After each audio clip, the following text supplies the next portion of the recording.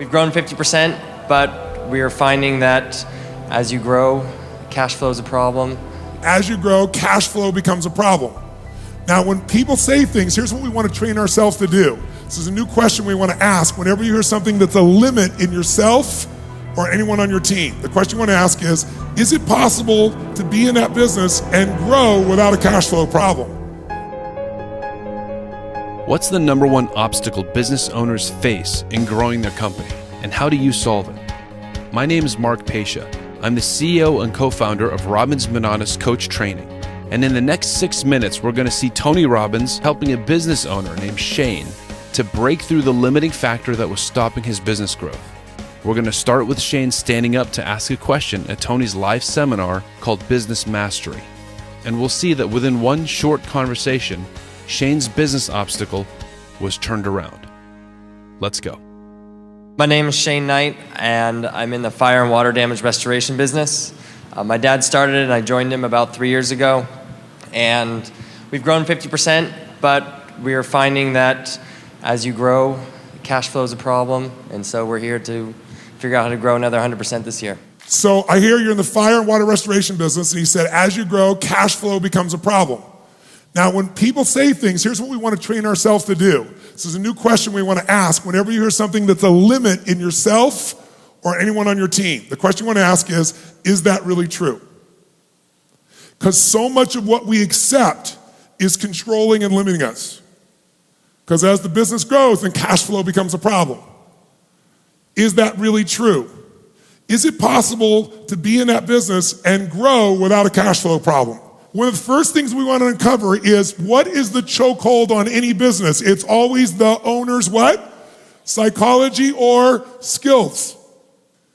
First challenge is he already believes there's a limitation to the business, so there is. Now, by the way, there might be in his current structure, but there's no limitation to their growth. There's limitation because he's bought into it. You want to ask yourself, when someone says a limitation, a limiting belief, is that true? And then your brains will immediately say, of course it's true. You could say, really? You have all the information to know beyond a shadow of a doubt that if you keep growing, that you'll have less cash. Do you have all the information to know for sure that that's true? No. No. Then it's not true. How do you feel, Shane, when you believe the thought that the more we grow, the less money we're going to have? It's frustrating because you put so much work into it. Yes. And when you feel that frustration, what else do you feel? What do you start to believe? Stressed out. Stress out? What else? And you feel like, why are you putting all this time and effort into it? Do you all hear that? You feel stressed out? If he believes that the more we grow, the less cash we have, then it gets him frustrated. He feels a bit overwhelmed. He starts to stress out. He starts to think, why do I even put my energy into that? What will that do? It's going to kill the energy that would make this gladiator strong enough to win anything. Can he afford to have this drained out of him? Yes or no? In a competitive world we're in, yes or no? Pretty soon he's going to lose the driving force that makes him successful and makes his family successful. And why would I want to put more into something that's only going to include more failure? Ultimately, what do you start thinking about the business when you believe that? What do you start thinking about the business? Tell me the truth. You start thinking about other businesses you could do. That's right. Which, by the way, that might be useful. If it's really true, when we investigate thoroughly, that there's no way to grow this business profitably for things that are outside our control, then he might need to investigate other businesses. Are we supportive of that, yes or no? But only after we first investigate, is this a psychological or a skill limitation as opposed to an environmental one? So if that thought didn't exist, that growing equals no cash and no profit, you would feel what? Empowered. Yes. By the way, how many can hear the difference in his voice right now? Say aye. And in that empowered state, what would you go do? Tell me what you'd go do. Specifically? Yeah. Tell me 3 things you go back and do that you know would grow the business and help its profitability. I would go sell the big insurance companies that I'm been afraid of selling because I didn't think we could handle it. Ah, interesting. What would be the advantage in that? Well, it's much better to have one large corporate customer than chasing 10, 12 dozen different sources of referrals. And what if you had 5 quality large customers, not just one, so you were never dependent upon somebody that might then take away your whole business? or 6? Then we would be 5 or 6 times larger. Yes. More to manage or less to manage for you in terms of that client-based management? Depends whether or not I change my style. Give him a hand, ladies and gentlemen, give him a hand. So what's the second thing you do? I have an elite high-end brand I want to create, and I think that would be a great opportunity to grow. Tell me the third thing. I'd hire someone to do the most of what I do during the day today. And what would you pay him? As much as it took. That's right. What do you think it would take to have somebody really impeccable to do the stuff you do during the day today? 80 or 90,000 a year. That's right. So how much business how many clients or accounts would you have to get to pay for that person so you'd have freedom to do the more strategic things that really matter? 300 grand a year, which is a third of a giant client. So a third. So you could go get one client and be free forever, and that's all it would take. That's right. This is what I love about you guys. Every person in this room has already got the answers they need. The problem is you've got some unconscious, invisible barriers you don't even know are there. You got the answers or you can find them. He knows exactly what to do to grow this business. We transform this, you can create freedom. We transform this, you're gonna own your pride at another level. You transform this business, you're gonna have your economics transformed, which will give you other resources to give, to share, to enjoy, to explore, to discover, to make a difference with, to create new things with. The whole game of business, it's a spiritual game. You know what it's about? Taking the invisible thought or desire or idea you have and turning that into reality. Give them a hand, ladies and gentlemen.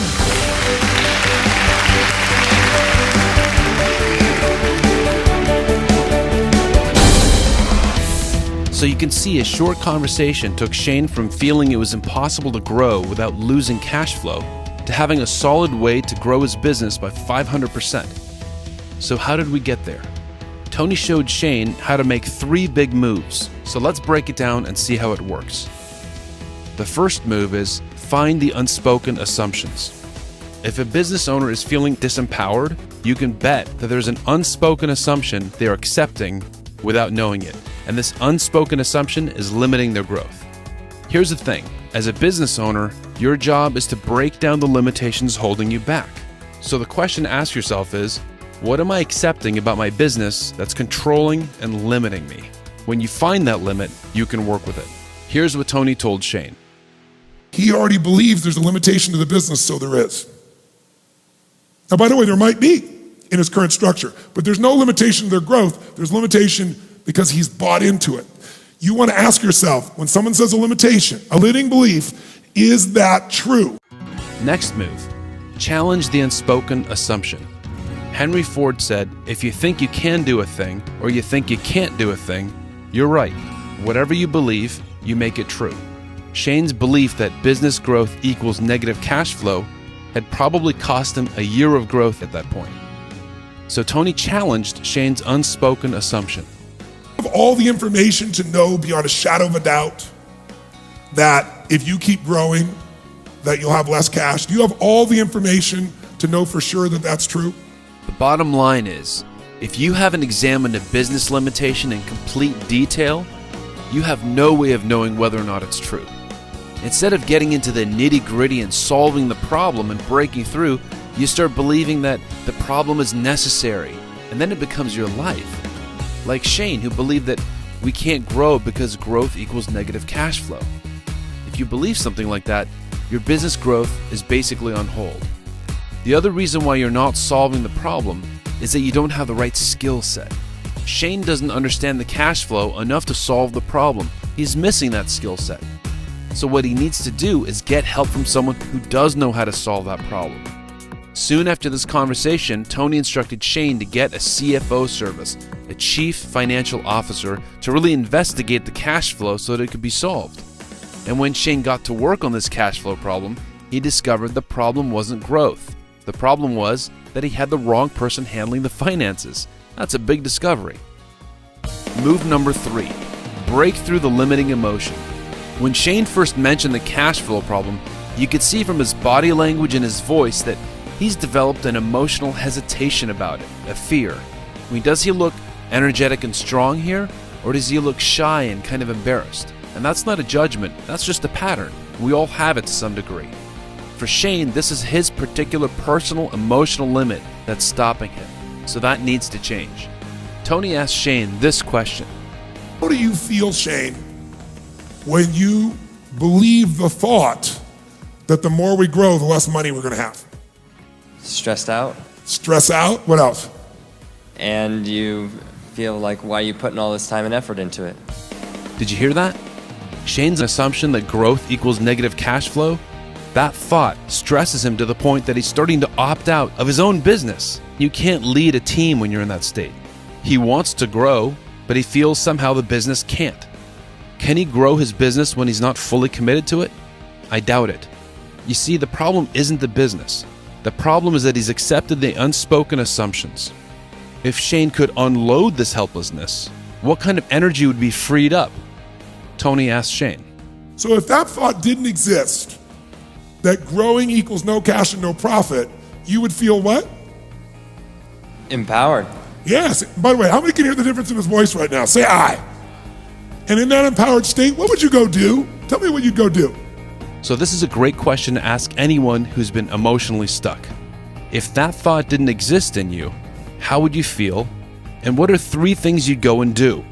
The odds are the owner knows what the business needs, except they've been bogged down by unspoken assumptions, disempowering emotions, and the bad performance that comes with it. When Tony asked this question, Shane knew exactly what to say.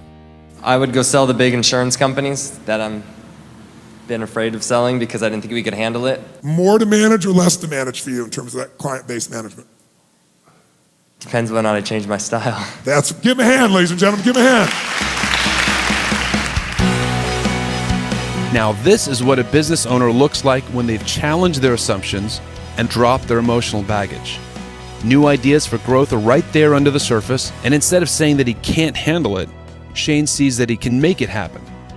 I'd hire someone to do the most of what I do during the day today.